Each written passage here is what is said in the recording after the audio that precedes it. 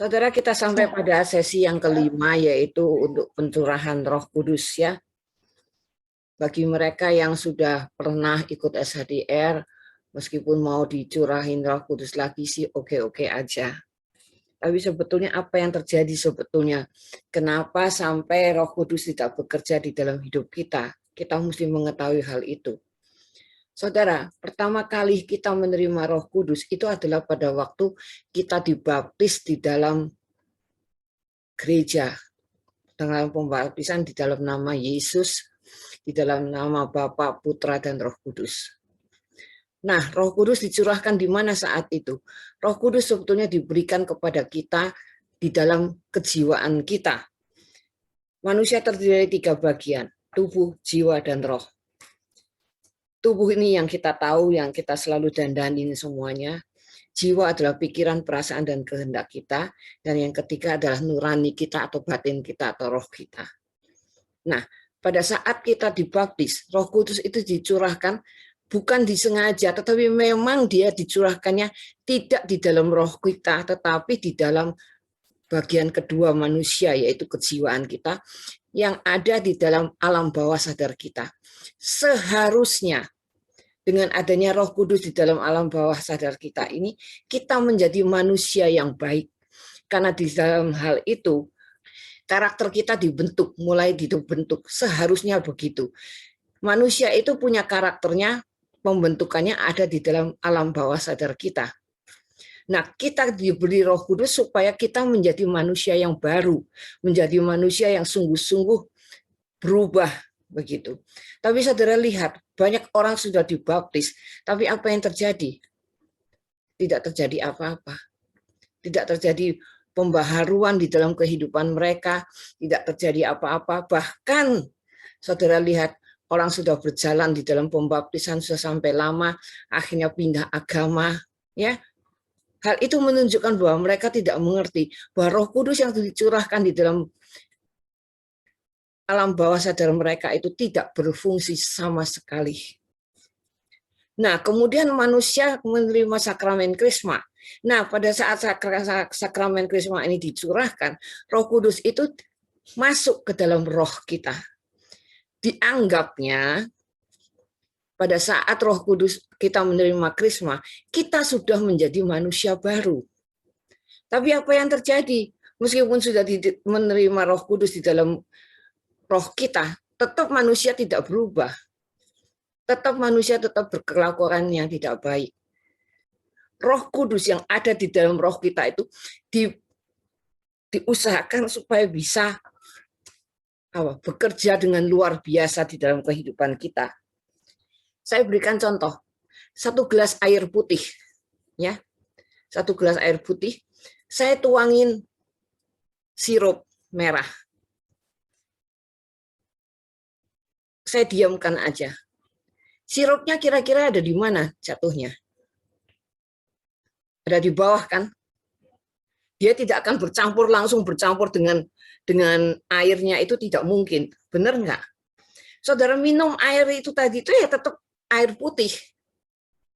Karena sirup yang di bawah itu tidak bercampur sama sekali.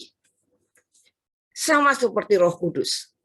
Roh Kudus dicurahkan di dalam alam bawah sadar kita ataupun di roh kita tidak berfungsi. Nah, caranya bagaimana? Saudara tahu, saudara ambil sendok, kemudian diaduk.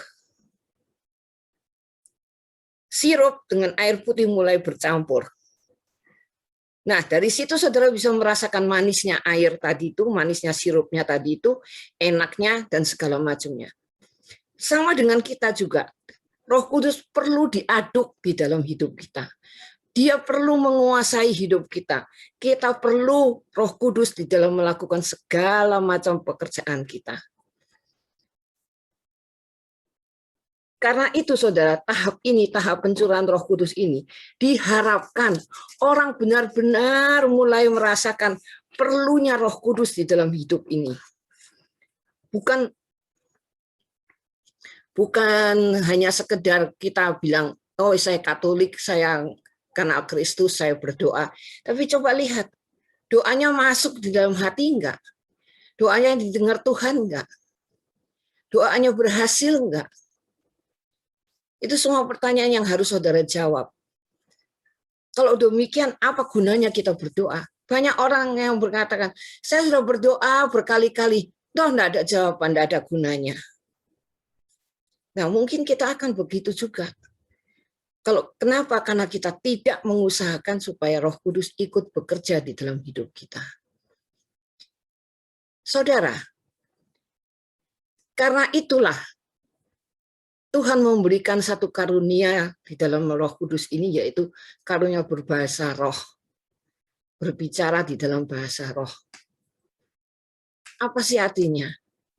Artinya supaya roh kita ikut berbicara, bisa mengutarakan isi hati kita yang paling dalam melalui Roh Kudus disampaikan kepada Allah. Tapi saudara lihat sekarang, orang berbahasa roh tidak mengerti artinya sama sekali. Bahkan kadang-kadang orang mendengar, apa sih yang dia katakan itu? Padahal seharusnya setiap orang yang berbahasa roh, seharusnya meminta kepada Allah satu karunia tambahannya, itu bagaimana menafsirkan bahasa roh itu. Dan ini tidak pernah dilakukan. Kadang-kadang kalau saya mendengarkan orang berbahasa roh, saya kemudian diam saja. Karena yang berbicara bukan rohnya, bukan Tuhan, bukan satu penghormatan kepada Allah, tapi justru penghinaan kepada Allah. Dan hal inilah yang perlu diketahui, bahwa kita sebagai manusia mempunyai Roh Kudus di dalam hidup kita. Kita perlu bekerja sama dengan Roh Kudus dalam hubungan kita dengan Tuhan.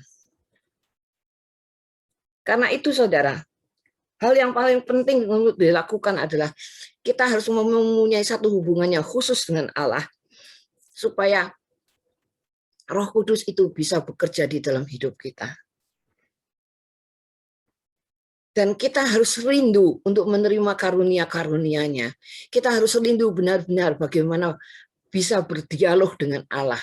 Apa sih sebenarnya yang Tuhan mau lakukan untuk kita? Kita perlu mempunyai itu semuanya.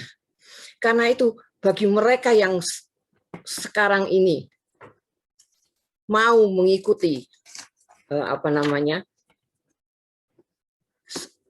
pengajaran ini, mau menerima Roh Kudus enggak? Benar-benar di dalam hati saudara benar-benar ada kerinduan untuk menerima Roh Kudus atau tidak? Dan apakah saudara benar-benar rindu untuk bekerja sama dengan Roh Kudus di dalam hidup saudara, untuk bekerja sama dengan saudara di dalam berhubungan dengan Tuhan? Itu pertanyaannya. Sekarang saya ajarin bagaimana berbicara dalam bahasa roh. Saudara, sebetulnya bahasa roh itu bisa dimengerti. Bagi saya yang berbicara, saya mengerti, saya tahu apa artinya. Tapi banyak orang yang berbicara bahasa roh tidak mengerti apa yang dia katakan. Mereka cuma mengatakan itu dorongan dari dalam hatinya. Salah besar itu. Karena dalam waktu kita berbicara di dalam bahasa roh, sebelumnya kita berbicara, saudara, kita memakai akal budi kita.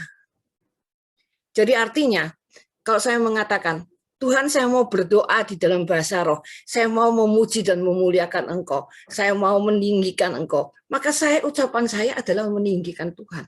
Sehingga kalau orang tanya, kamu ngapain? Saya lagi meninggikan Tuhan. Saudara mengerti? Jadi akal budi kita turut bekerja sama. Kita bisa melihatnya itu dari 1 Korintus 14 ayat 14. Sebab jika aku berdoa dengan bahasa roh, maka rohkulah yang berdoa, tetapi akal budiku tidak turut berdoa. Jadi apakah yang harus kubuat? Aku akan berdoa dengan rohku, tetapi aku akan berdoa juga dengan akal budiku. Aku akan menyanyi dan memuji dengan rohku, tetapi aku akan menyanyi dan memuji juga dengan akal budiku. Jadi saudara lihat, apa yang orang katakan di dalam bahasa roh, itu harus dimengerti oleh orang yang mengucapkannya. Dia harus meminta karunia penafsiran pada Tuhan. Pertama karena akal budinya yang berdoa, yang memerintahkan. Jadi roh kita ini tunduk pada kita. Jadi roh kita disuruh berbicara ini, dia nurut. Seperti kita mengajarin anak-anak. Misalnya mengajarin satu anak kecil. Bilang, mama. Sama. Bahasa roh itu sama dengan demikian. Kita belajar mengucapkan kata-kata dan roh kita akan mengeluarkan kata-kata itu nanti. Saudara harus mengerti apa yang saudara lakukan, apa yang saudara katakan. Karena akal budi saudara ikut berdoa bersama-sama. Saya ajarkan sekarang bagaimana saudara harus berbicara bahasa roh. Bahasa roh adalah bahasa yang suku katanya tidak terbentuk seperti dalam bahasa Indonesia misalnya, aku mengerti, aku mau ini, aku menginginkan ini. Jadi tiap suku katanya harus digabung-gabung sehingga baru punya arti. Tidak, tapi bahasa roh merupakan satu kata-kata, suku-suku kata yang harus diucapkan, yang menurut pikiran kita punya artinya itu begitu. Tetapi di dalam mengucapkannya, susunannya itu tidak akan sama terus. Kenapa? Karena pikiran kita tidak bisa diatur dalam satu kali saja. Doa kita tidak akan cuma satu kali mengucapkan itu terus. Tidak mungkin. Karena itu saudara harus memilih kata-katanya. Misalnya, Siranamaya Ranamase, Kiranama Karanama Syakaranama Sikaranamaya. Jadi saudara boleh mengucapkan suku kata apapun juga. Tetapi di dalam pikiran saudara, saudara harus mengatakan, saya berbicara, ini loh maksudnya. Bahasa roh saya, ini loh maksudnya. Jadi misalnya, kalau saudara mau memuji Tuhan, saudara akan berbicara, aku memuliakan Tuhan, aku meninggikan Tuhan. Aku mau itu. Roh saya kemudian mengatakan, Gunamaya Sikiranamaya Ranamase, Kiranamaya Karanamasya Karanamaya. Tuhan itu Allah adil, Allah ditinggikan. Tuhan maha baik. Tuhan maha kuasa. Jadi saya mengerti apa yang saya katakan, saya tahu artinya ini. Penafsirannya adalah ini. Kadang-kadang kita berdoa itu dalam bahasa Indonesia itu tidak pernah bisa sempurna. Kalau kita mengulang selalu dalam bahasa Indonesia, mengulang terpujilah Tuhan, saudara lihat aja, sebentar lagi hanya 2-3 kalimat sudah selesai. Tetapi kalau saudara mengatakan itu di dalam bahasa roh, maka roh saudaralah yang berdoa, yang dikuasai oleh Roh Kudus, dan dia akan mengucapkan kata-kata itu. Karena tadi sekali lagi saya katakan bahwa Roh Kudus selain dicurahkan di dalam bagian kedua manusia, setelah itu dicurahkan di dalam roh kita, dan itulah yang menguasai roh kita. Sehingga kemudian keluarlah kata-kata itu sesuai dengan apa yang kita pikirkan. Hari ini akan dicurahkan Roh Kudus, dan kemudian diusahakan supaya mendapatkan karunia bahasa roh dan penafsirannya. Ini adalah teks pembaruan janji baptis terlebih dahulu. Saudara harus menjawab pertanyaan saya. Sanggupkah saudara menolak godaan setan dalam bentuk tahayul, perjudian, hiburan yang tidak sehat, dan perbuatan yang jahat? Saya sanggup. Sanggupkah saudara berjuang untuk melawan segala tindakan dan kebiasaan yang tidak adil dan tidak jujur yang melanggar hak asasi manusia? Ya, saya sanggup.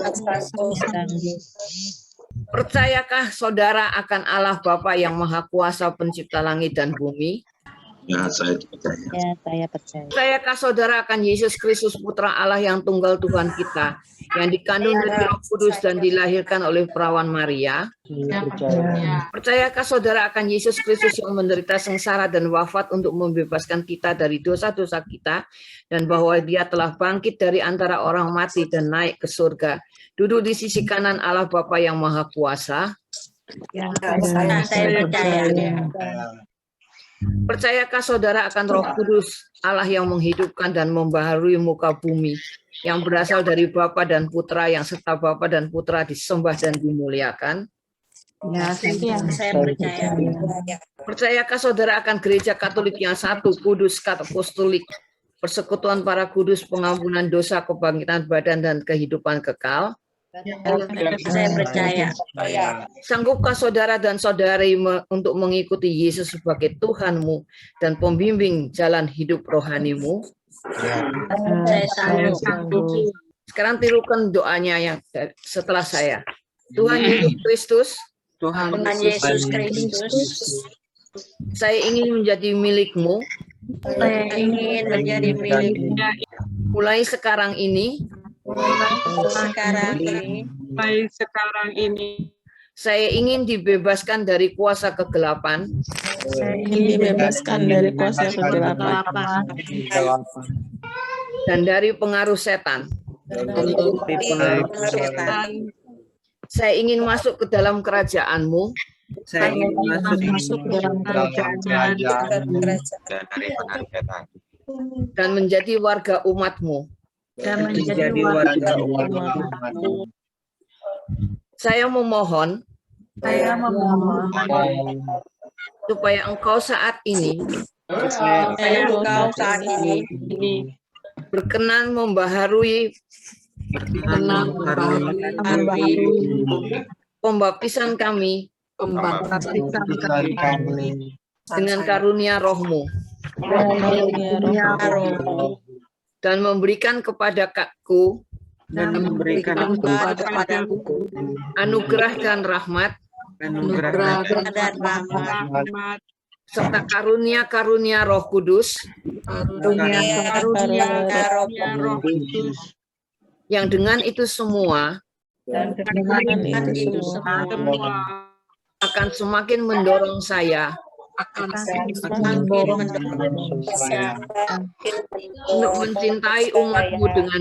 untuk mencintai umat-Mu dengan baik, demi kemuliaan nama-Mu. Amin. Yuk kita berdoa ya. Atas nama Bapa dan Putra dan Roh Kudus. Amin. Bapa di dalam surga, saat ini kami mau menyerahkan barang-barang yang kami miliki yang tidak berguna bagi kami, Tuhan, yang dikuasai oleh kuasa-kuasa kegelapan yang berusaha untuk menghalangi hubungan kami dengan Engkau, ya Yesus. Karena itu kami mohon saat ini, Tuhan, agar Engkau mau membebaskan kami dari hubungan-hubungan dengan barang-barang tersebut. Kuasai kami semuanya, Tuhan. Dan biarlah Yesus Engkau sendiri yang bekerja, Tuhan, menghancurkan setiap hubungan yang ada di antara mereka dengan barang-barang tersebut. Di dalam nama Yesus kami patahkan semua kekuatan-kekuatan itu. Kami patahkan semuanya dan kami putuskan hubungan-hubungan itu, Tuhan. Di dalam nama Yesus kami hancurkan semuanya. Dan saat ini, Tuhan, barang-barang itu kami hancurkan. Kuasai dengan kuasa darah-Mu yang kudus, Tuhan. Biarlah semuanya kuasa kegelapan hancur semuanya. Dan apabila barang-barang itu barang yang berharga, Tuhan, biarkan bersih dari semua kekuatan-kekuatan kuasa kegelapan. Dan hanya bisa kuasa-Mu yang menguasai. Dan akan kami jual, Tuhan, untuk mendatangkan berkat bagi kami semua. Kami serahkan semuanya ke dalam tangan-Mu, Tuhan. Dan bagi barang-barang yang tidak ada gunanya, Tuhan, biarlah itu akan kami bakar saat ini juga. Di dalam nama Yesus kami hancurkan barang-barang itu. Dan akan kami buang ke laut. Kami serahkan semuanya ke dalam tangan-Mu, Tuhan. Tutup bungkus kami dengan darah-Mu yang kudus, Tuhan. Jadikan kami berkat, Tuhan. Lindungi keluarga kami. Karena semua ini, Tuhan, berhubungan dengan kuasa kegelapan. Lindungi kami semuanya, Tuhan. Dari semua mara bahaya, pencobaan, dan terutama maut. Kami serahkan diri kami, Tuhan, ke dalam perlindungan kami, ke perlindungan-Mu, Tuhan, dan juga keluarga kami, Tuhan. Terima kasih, ya Yesus, untuk kasih-Mu. Kami percaya Engkau telah melakukannya bagi kami, Tuhan, membersihkan semua kekuatan kuasa kegelapan yang ada. Selain itu, Tuhan, hubungan kami dengan mereka yang sering berhubungan dengan Goamia, Kelenteng, dulu-dulunya, Tuhan. Kami putuskan semua itu, Tuhan. Dengan orang-orang pintar, dukun-dukun, Tuhan, kami patahkan semua hubungan itu semuanya, Tuhan. Kami patahkan di dalam nama Yesus. Kami patahkan semuanya, Tuhan. Dan biarlah, Tuhan, Engkau membebaskan mereka dan Engkau menguasai mereka, Tuhan, dengan kekuatan kuasa-Mu sendiri, Tuhan. Terima kasih, ya Yesus, untuk kasih-Mu yang begitu besar dalam hidup kami. Mulai sekarang ini kami serahkan mereka semuanya, Tuhan, ke dalam tangan-Mu. Kuasai mereka, Tuhan. Jadikan mereka berkat bagi-Mu. Terima kasih, Tuhan. Kami mengasihi-Mu, Tuhan.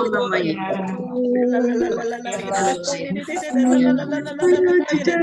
Nama Yara nama Syanda Marana. Dalam nama Yesus kuasa Tuhan turun. Rohmu yang kudus Tuhan menguasai mereka dalam nama Yesus. Dan nama Syakara nama Yara nama nama Syakara nama Yara nama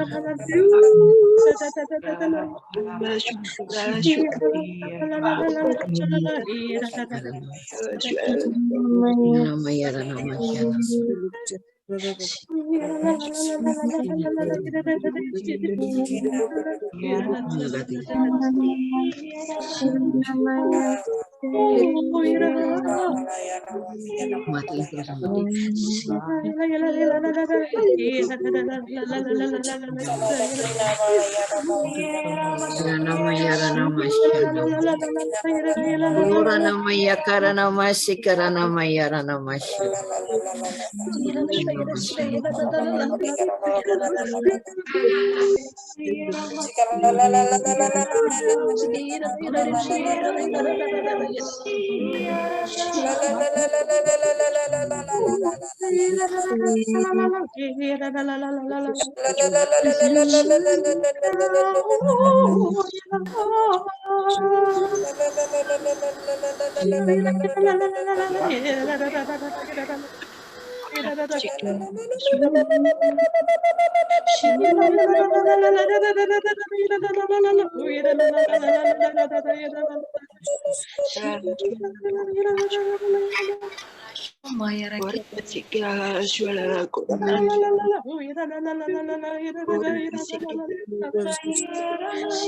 Terima kasih ya Tuhan. Terima kasih untuk kasih-Mu yang begitu besar dalam hidup kami Tuhan. Terima kasih Tuhan. Biarlah Tuhan pada saat pencurahan ini nanti Roh-Mu yang kudus menguasai kami semuanya Tuhan. Dan kami boleh menjadi pelayan-pelayan-Mu. Terima kasih ya Yesus. Terima kasih Tuhan. Terima kasih. Puji Engkau selama-lamanya. Amin. Bersama Bapa dan Putra dan Roh Kudus. Amin.